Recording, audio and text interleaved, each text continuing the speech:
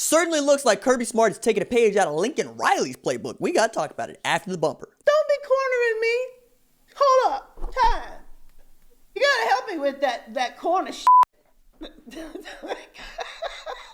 What's up, kinfolk? It's RJ Young. I am not on a step mill. Consider hitting the like and subscribe button because I upload a video every single day. It's always college football related, sports related. We have a good time. Today, we need to talk about JT Daniels and what looks like growing interest toward joining the Georgia Bulldogs. My goodness, did not see that one coming. Now, just for folks that need to get some catching up here, JT Daniels was a starting quarterback at USC as a true freshman coming into a sophomore season. He was looking to improve upon passing for 2,672 yards, 14 touchdowns, 10 interceptions, 59.5% completion percentage. Not great, also very true freshman, but then again, when you take a look at what Kedon Slovis was able to do as a true freshman, you'll see 3,509 yards, 30 touchdowns, 9 interceptions, 72% completion percentage. Now, Graham Harrell did wonders with Kedon Slovis, and I was really interested to see what might happen if there was something like a battle between Kedon Slovis and, yes, of course, JT Daniels. JT Daniels decided to go into the transfer portal. Clay Helton was still recruiting him at the time, and Tennessee had been mentioned, as had some other places. Georgia popping up as what looks like a potential landing spot for him is very curious. If for no other reason than if he were to come to Georgia, it looks like he might be able to play right away and get immediate eligibility because he would have been able to take that redshirt year last year after blowing out his ACL and meniscus in the season opener against Fresno State, which means that store brand Cam Newton would have some for real competition.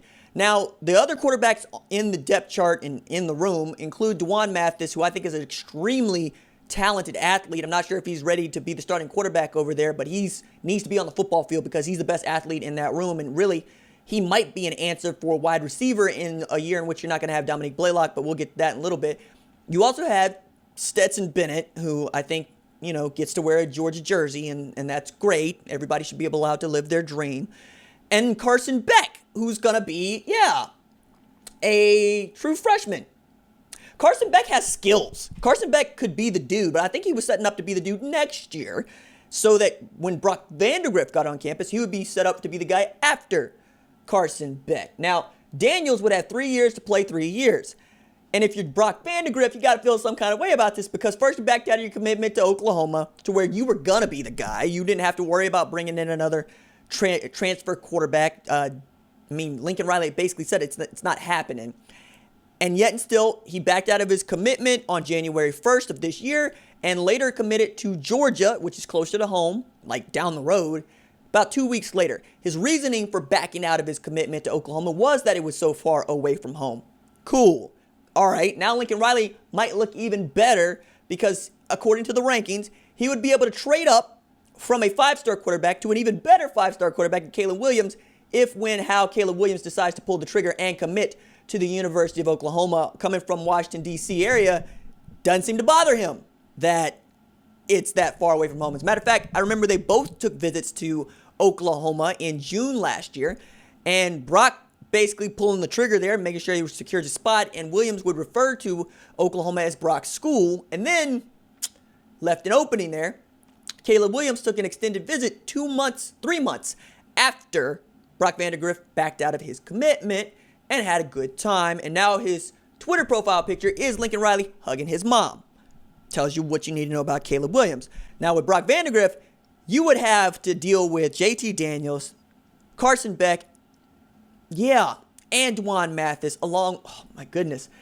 It's a loaded quarterback room all of a sudden with a really talented offensive coordinator in Todd Monken. I think Todd Monken loves having that kind of competition in the room because who wouldn't if you're the quarterback's coach and offensive coordinator.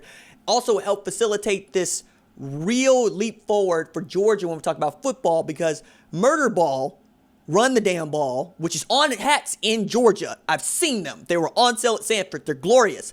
Also is the thing that kind of holds Georgia football back because as good as they have been at run the ball and how talented that backfield has been and will be in 2020, they need to be able to chuck it. They need to be able to chuck it 30 times a game. They need to be able to put up 40 points through the air and be able to pound people in the latter part of the third quarter and the fourth quarter running the football. I'm excited to see what Georgia football looks like because all of a sudden that Georgia football game takes on a different tenor, or Georgia-Alabama game takes on a different tenor if JT Daniels is the starting quarterback and not store brand Cam Newton, as JT Daniels was going to play against Alabama's starting quarterback at USC 2 years ago. They get him this year. So all sorts of ways in which these storylines are overlapping. And for me, as an opinion guy, this I love. I love storylines. I love getting able to follow these different recruiting angles and also understand here that JT Daniels will be a 5-star quarterback coming onto campus. Jamie Newman, store brand Cam Newton, would be a guy that proved himself at Wake Forest, basically with his legs and his arm in a way that JT Daniels didn't have to, but can. And now knowing that Kirby Smart would take him in, and it would probably count against his 2021 tally, I looked at the recruiting rankings, and you know what they are for Georgia. They're one of the best of the last 3 years, like first, second. Like, it's like that. They can win these recruiting championships. And knowing that you are a little, not light, but just not as talented at wide receiver as you are at other places, knowing Dwan Mathis could probably flex out over there, knowing what George Pickens could become, give me all the Georgia stock that you have for the 2021 season, because I could just as easily see Oklahoma and Georgia playing in a national championship game in 2021. This would be a year in which Ohio State would have new quarterback, Justin Fields, be gone, right? Alabama would be in year 2 of Bryce Young, or year 1, depending on how Mac Jones plays this thing out. And I'm really excited about watching Georgia football, along with others, but like, look at this. I can't even get it out. Thank you for watching me this far as I've been tongue-tied. JT Daniels puts this in a whole different category because I understand that he knows what Todd Monken wants, and he's going to give Todd Monken exactly what he wants. It's about, do you have the skill players around him to make that offense sing? And Todd Monken is coming from a situation with the Cleveland Browns where he had Baker Mayfield, Nick Chubb, David Njoku, who wasn't as great and probably going to be on his way out, but still had plenty of talent, Jarvis Landry, and Odell Beckham Jr. If he had that level of talent at Georgia, they would be monsters. Monsters. And you know what? It's not as if they're not already really good, because you people forget they beat Notre Dame. A Notre Dame team that had a double-digit win season again, all right? A Notre Dame team that has seen Ian Book lose, like 3 games, right?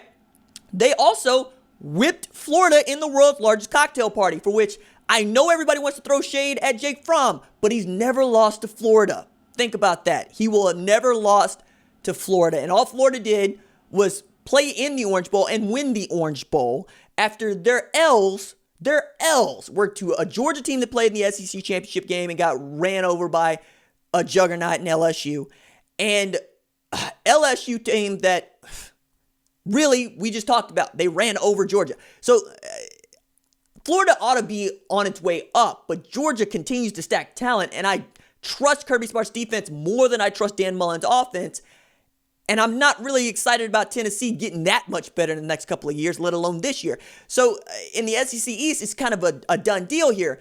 And who they face in the SEC West, Alabama, LSU, or some other newcomer, like let's say Auburn. It's not a newcomer, but you get what I'm saying. I'm excited about that because the SEC has been the best football league in college football for like the last 20 years. Like, at least the last 10. I know there's some Big 12 fans going to be like, yo, RJ, 05 Texas, 2000 Oklahoma, 2008 Oklahoma. 2008 Oklahoma got beat by Florida. I know DeMarco Murray didn't play, but you know what it is. And then 2009 Texas got beat by an Alabama team that was announcing itself to the world as the best college football dynasty this side of Bud Wilkinson's 47 straight. They're really good, all right? And Clemson is getting close. So let's just cap it at 10 years. Let's say the best team of the best league of the last 10 years to make everybody happy in this thing.